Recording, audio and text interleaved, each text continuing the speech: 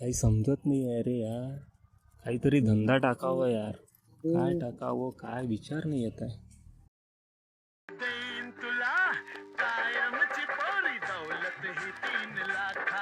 काय रे बबन्या, काय झालं? तोंडावर 12 काऊन वाजले? कोणी पळून उडून गेलं काय?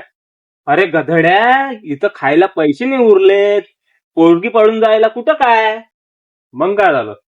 अरे विचार करतोय एखादा नवीन धंदा टाकावं, आपलं काहीतरी स्वतःच असावं. टाकावं? काय टाकावं? अरे धंदा टाकायचं म्हणतोय मी. तुझा मेंदू आहे की पैजाम्याची नाडी रे?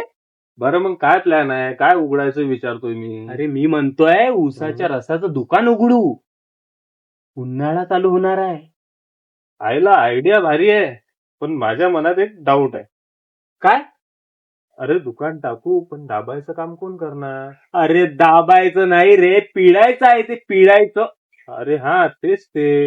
मी एक वेळा दाबायच्या कामाला गेलो होतो, पण मशीनच हातात आली. तू गप्प बस. प्लॅन सिंपल आहे.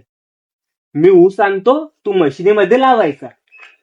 फक्त लावायचाच की हलवायचा पण?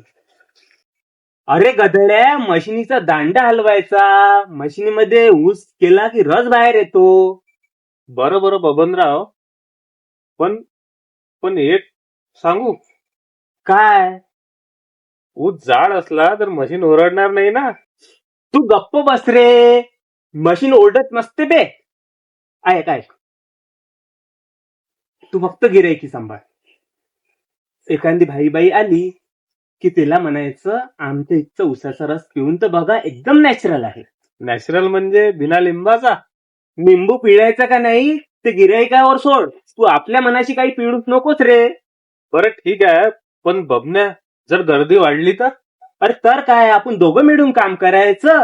मी ऊस सरकवेल, तू मशीन चालवायची. बघितलं मंडळी, ऊस याचा, मशीन माझी आणि मजा गिरायकायची. या शहाण्या, इज्जत नको घालू, व्हिडिओ चालू आहे. चल कामाला लाग. हो चला चला, नाहीतर ऊस सुकायचा, मशीन गंजायची. अबे